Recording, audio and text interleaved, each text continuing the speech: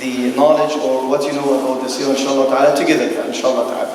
But before that, even if you don't have time today and you have to leave, again, a reminder of the event tomorrow, our discussion panel and the speeches that we have tomorrow, inshallah ta'ala, from Sheikh Yahya from Dar al-Sunnah Masjid, from Brother Abdul Wahid Allami, and myself, inshallah ta'ala, will be tomorrow at the same time, inshallah ta'ala. Can make time, inshallah, for us tomorrow, maybe an hour after Salat al-Isha or more, talking about the Muslim identity in the West, inshallah ta'ala. You know that every Friday we have this Seerah. We talk about the Seerah of the Prophet sallallahu alaihi wasallam. Ahmed, عربي ولا إنجليزي؟ English is okay يعني؟ طيب عشان خاطر مصطفى بس ما بيتكلمش معاه إنجليزي خالص. كلمه عربي مصري يعني. Every week for the last 10 months we've been talking about the first phase or stage or main period of the life of the Prophet sallallahu alaihi wasallam. If you guys remember, last week we stopped at the pledge of Al-Aqaba, Bay'at Al-Aqaba Al-Thaniya, which is the preparation for the Hijra, for migrating from Mecca to Medina. So we're done that period, the Meccan period or the Meccan time. المرحلة المكية انتهت معنا. ولذلك لا أريد أن أبدأ الحديث عن المرحلة المدنية وما تبقى من حياة النبي صلى الله عليه وسلم حتى يعني أمر مرورا سريعا على ما تحدثنا عنه في هذه المرحلة يعني بالتأكيد دون الخوض في التفاصيل في كثير من التفاصيل. So I'm not going to talk about the immigration or migration or hijrah from Mecca to Medina until we go quickly over what we have during the first 13 years. Not only 13 years. How old is the Prophet ﷺ right now? If we're talking about the Meccan period is done and he is going to be migrating to Medina next week, inshallah ta'ala. So how old is the Prophet ﷺ? 52. 52? 53. 53. يعني نعم 53. So we're talking about 53 years of the life of the Prophet, a little bit less than the 53 to be, Amin said 52, it's very close to the 53 years of the life of the Prophet sallallahu alaihi wasallam. And then we still have 10 years to go from his life as a prophet. طيب, quickly, these 53 years were stages, periods, times, all of them they were hardship. Especially the 13 years, they were hardship. Even before that, even before he was chosen as the Prophet ﷺ, it was hard for him. Hatta the scholars of Seerah, they didn't go even with the birth of the Prophet ﷺ. They go even before that. قبل مولد النبي صلى الله عليه وسلم يتحدثون عن تهيئة الأجواء لمولد النبي صلى الله عليه وسلم لمولد شخص معين اصطفاه الله تبارك وتعالى. هو قال ذلك عن نفسه صلى الله عليه وسلم. So they talk about even way before the birth of the Prophet صلى الله عليه وسلم. Okay, so when you go with, we went together from this. حتى قلنا أنه هناك أحداث, there are major and big events and things happened before the birth of the Prophet صلى الله عليه وسلم. Now I'm going over the things that we studied together. Things, big, major things, huge things happened before the birth of the Prophet ﷺ. Like what? Do you guys remember any of this? I did say it's not. I said it's not a quiz, but if you remember something, it's good to remind us. Anything happened before the birth of the Prophet ﷺ? Big thing. فضل يا حاج. سنة الفيل. عام الفيل. What happened? That's the year in which the Prophet ﷺ was born. And what happened from the people who came to attack Al-Kaaba. What else يا أمين? أنت قلت الفيل, right? عشان أنت وأبوك يعني ولا إيه؟ Him and his dad, they said the same answer. Now I need a different answer. Abdul Muttalib found Zamzam. That's it. It's a big thing to tell you that this family is special. And we studied that in details actually. that Allah subhanahu wa ta'ala revealed to Abdul Muttalib. Abdul Muttalib was the father of the Prophet sallallahu alaihi wasallam. Grandfather. Sallallahu alaihi wasallam. Oh, we have to work up, okay? So the grandfather of the Prophet ﷺ, Abdul Muttalib, not Abdullahi, Abdul Muttalib. So Allah subhanahu wa ta'ala give him a revelation to go and to dig the well of Zamzam. You guys remember when we said, Allah subhanahu wa ta'ala said, the dream came, he saw in the dream that somebody came to him and said, Uhfur tiba, Uhfur burra or barra, Uhfur al-madmuna. Then the fourth day he came to him and told him, Uhfur Zamzam, with the name. Started, and he had only Al-Harith with him. Al-Harith, he had only one son. Later on we will know that he had 10 of them. But at that time he had one son. And he started digging it. Once the water started coming, people of Mecca, they said, no, it's not for you, it's for us too. Then they have to go out. And I'm just trying to summarize as much as I can. To find somebody to be a judge between them, to whom this will be, to Abdul Muttalib by himself and his family, or to all the tribes of Quraysh at that time. Then they went on the way, an accident or incident happened to them, and they lost the water, and they almost dying, all of them. And again Allah subhanahu wa ta'ala made the water gush from underneath the camel of Abdul Muttalib. At this, they told him, you know what, we don't have to go to that lady or that guy, who was a lady actually, to be a judge between us. It's for you. Zamzam for you. The one who gave you Zamzam is the one who's giving you that well right now to save all of us. It's something about this family. This family is chosen family. Allah subhanahu wa ta'ala is telling them that you're going to have a special status and a special position in the life to come. Then you have that's all before the birth of the Prophet. Even Abdul Muttalib, when he saw that, he felt bad. If I had lots of boys, of kids around me, it would have been different. But I have one son. And then they used to make this vow at that time, another. If I get 10 boys, I'm going to slaughter one of them for the sake of Allah. Then Allah subhanahu wa ta'ala gave him the 10 again to tell you that there is something special about this family, the family of the Prophet sallallahu alaihi wasallam. Then, okay, he got the 10. They were honest, by the way. I was talking about honesty today in part of the khutbah. They were honest. If you promise Allah subhanahu wa ta'ala to do something, and nobody sees you, by the way, it's called nadhr. And tawfiyatul nadhri fard alayk. And let's say that you're planning to fast Monday, this coming Monday, as a sunnah, for the sake of Allah. You're fine, absolutely. And on Monday, on Sunday, for example, you get tired, you don't want to fast, you have something to do, you're fine. However, if you say that if Allah subhanahu wa ta'ala make it easy for me in that test, and I know that's most of us will think this way, especially that test. It becomes especially that test and that test and that test until Allah was thinking about you guys today. Wallah, I feel bad for you. But you have to study hard.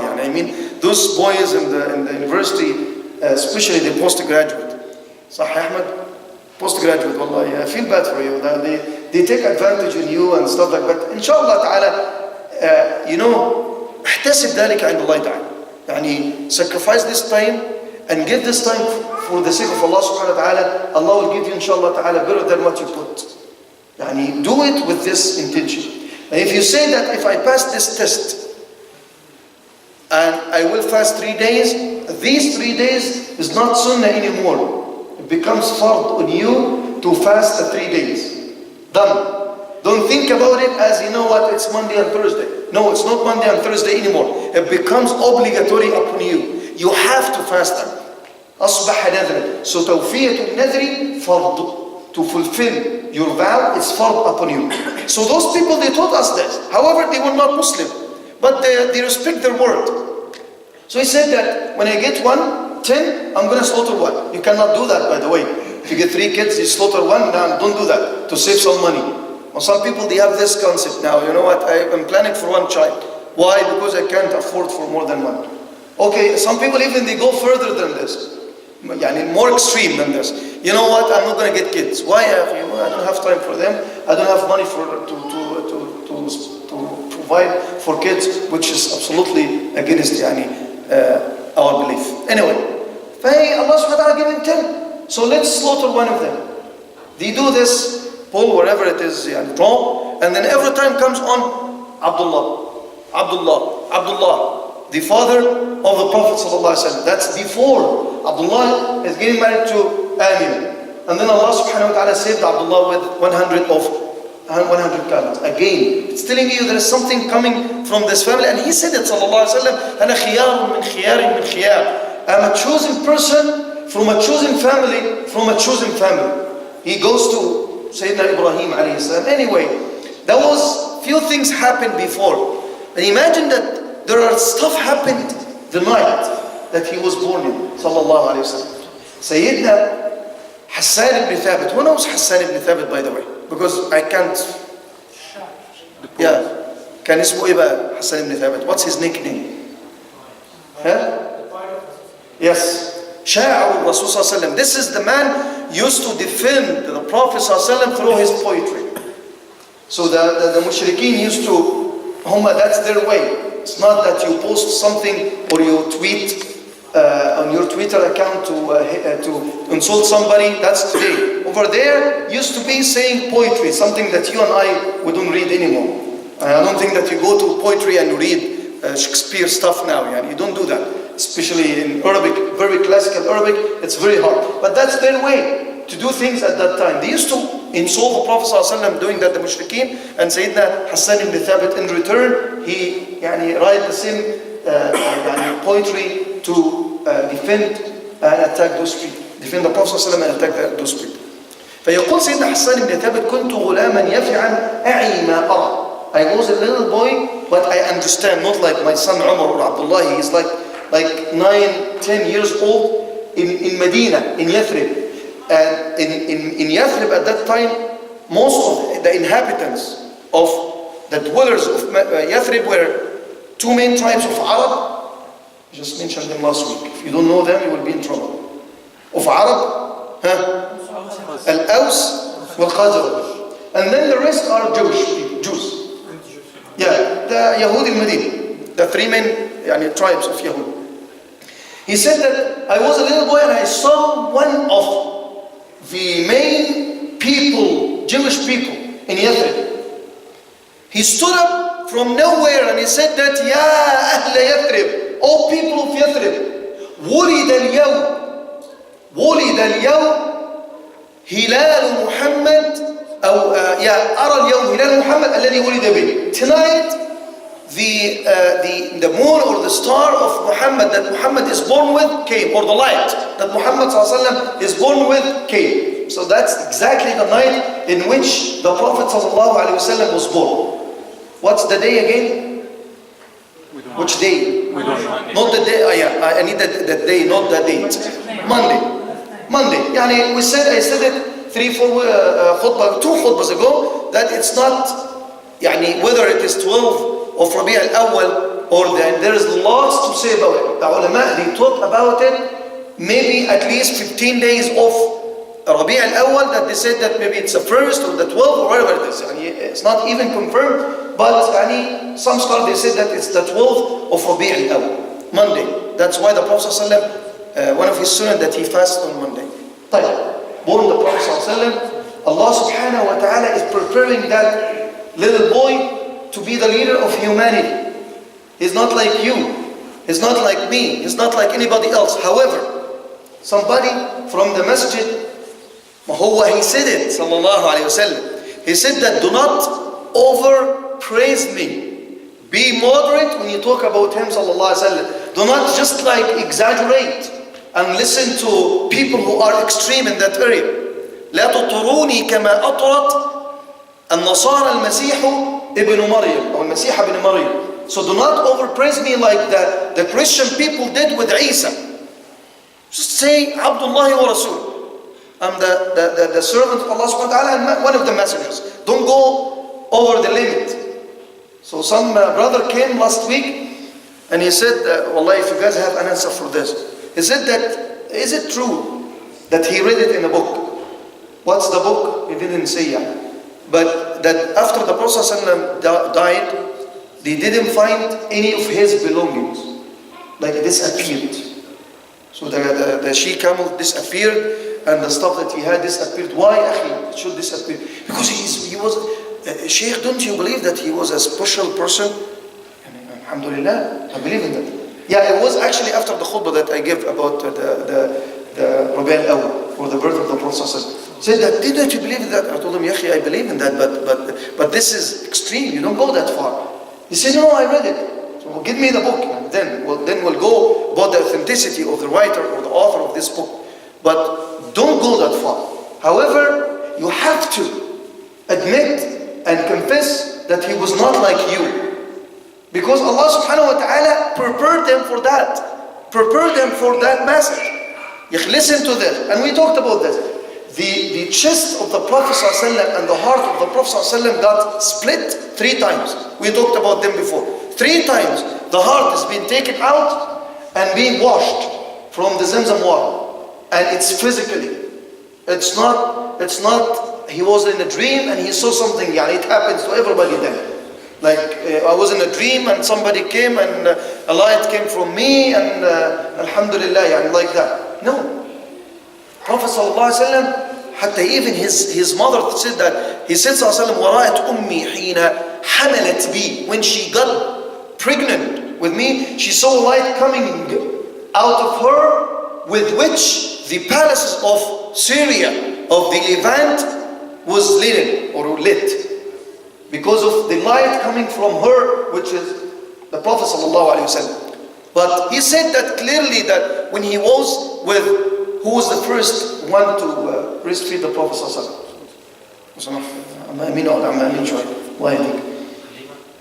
Halima. أيوة I need that. أيوة تقول إيه؟ زوجة أبو لهب عليك. ده زوجة أبو لهب قالت فيه زوجة أبو لهب قالت محمد أبينا ودينه قلينا وربه عصينا لقد علمت قريش أنني بنت سيدها. هي قالت كده عن النبي صلى الله عليه وسلم. Never. هي you're close, brother, you're close. Yeah, the servant, the slave girl of تقول خديجة؟ لا خادمة. خادمة قلت. في ايه يا عم؟ الناس شاربة النهارده ثويبة. Guys, remember the names. Wallah, it's absolutely it's entertainment. When you know the dates and the names of the seerah, it's very entertaining. Something that you really enjoy. But when you miss, you don't enjoy them. You'll keep like, now, don't ask us. But wallah, when you know, you want to jump and answer. It's something good. It's our history. It's the history of the Prophet ﷺ. So the first person, or the first woman to breastfeed the Prophet ﷺ was Thuwayba, the slave girl of Abu Lahab. And we know what Abu Lahab did with the Prophet ﷺ. There is a brother now, always when he calls me, he says, how are you, Abu Lahab? Because I was giving a question, the quiz that I give in Ramadan. That was in the Rashid. I was give that question about 3 of the Sahaba, something like that. فعلى الثلاثة الذين خلفوا or something like, no. Yeah, الثلاثة الذين خلفوا. He said one of them is Abu Lahab. Anyway. Or, anyway. She breastfed the Prophet ﷺ. Then Halima from Bani Sa'd or Sa'diyah, she told the Prophet ﷺ. And the Prophet ﷺ saying that he was a little boy and he saw these 2 white or bright people, 2 angels. They came and they opened his chest and they take his heart out and he described it. It's authentic hadith describing everything. Even she returned him back. This boy is a great blessing, but I'm so worried to take care of him. She returned him to his mother at that time, and his father, by the way. His father was in Mecca at that time. What? And I'm waiting for you guys. He's not. When he says something, guys, you have to be. His father was not in Mecca. His father died before he was born, sallallahu alaihi wasallam. But look at Sayyidina Zayd. Sayyidina Zayd, he was raised with the Prophet sallallahu alaihi wasallam. فيقول about how Allah subhanahu wa ta'ala prepared the Prophet sallallahu alaihi wasallam to be a different person. Yani the people of Mecca, all of them, they used to go to the idols, worship them, they prostrate themselves toward the idols, and they do everything. لكن النبي صلى الله عليه وسلم لم يستلم صنما قط. فيقول سيدنا زيد: ذهبنا مرة ذات مرة يعني كنا حول الكعبة فأردت أن ألمس الأصنام، فقال النبي صلى الله عليه وسلم: كان هناك إله أو صنم من نحاس يقال له إساف. By the way, some people, I know of a man, he's a singer in Egypt, his name is Isaf. And Isaf is the name of an idol. I don't understand why his father chose that name for him. It's a name of an idol that the Quraysh people used to worship. How come you choose it for your daughter or your son? Don't open the Quran. There's a tradition, by the way, for some people. They just open the Quran when they have a baby, and the first word they have, that's the name. Allah, one of the brothers here in that masjid told me, Wallahi, it's from this masjid. I don't know if that's his story. He said that a brother opened the Quran, and in the beginning of Surah An-Nur, Allah subhanahu wa ta'ala is talking about those who commit adultery, az-zani wa az-zaniya. He liked the word az-zaniya, so he gave his daughter the name Zaniya. Where is your mind, man? It's not my story, by the way. Somebody told me, but I trust this brother. Anyway, Sayyidina Zayd said that there was an idol, one of the idols, his name Isaf. And that idol was made of copper. And everybody comes around that idol: give me some water, man. Give me some water, man. Jazakallah khair. Halal water, please. So, and they used to come, they have to touch it. فيقول سيدنا زيد: قال للنبي صلى الله عليه وسلم: لا تلمس. So do not touch it. Do not touch especially this idol. فيقول: but I thought, you know what, I'm gonna do it. Sometimes when you tell your son don't do something, they wanna explore it. And sometimes we let our kids, our children to learn by exploring things. But if he doesn't believe that this is hot, let him touch it one time. He's not going to touch it anymore. فسيدنا زيد said, you know what, I touched it, to see what's going on. فقال له النبي صلى الله عليه وسلم: ألم تنهى? He said that the Prophet صلى الله عليه وسلم came, he looked at me, and he, talked to me in a very tough way. Allah subhanahu wa ta'ala give you the second and the third and the fourth, inshallah. I mean the third and the fourth children. Don't think about something else, man. The Prophet ﷺ was so tough with Sayyidina Zayd when it comes to that. He didn't take it easy. So ثم عقب. Then Sayyidina Zayd said: والله ما استلم النبي صلى الله عليه وسلم صنما قط بوجهه. He never went to an idol and worshipped it or stood in front of it at all. The Prophet ﷺ. Allah subhanahu wa ta'ala was preparing him for the great message. I was thinking that I might cover the whole Meccan period today, but it seems that I need the next week too, inshallah ta'ala. I'm going to conclude with this, and then inshallah ta'ala we'll continue next week, inshallah ta'ala. So, Nabi sallallahu alayhi wa sallam, you know that he was getting prepared. And there are stuff that happened before the message.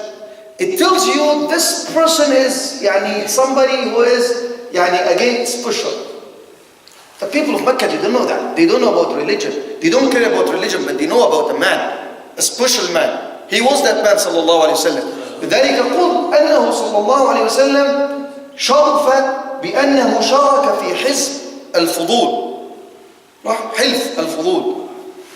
There was a group of people, they get together to protect the weak and the poor people for no reason but this.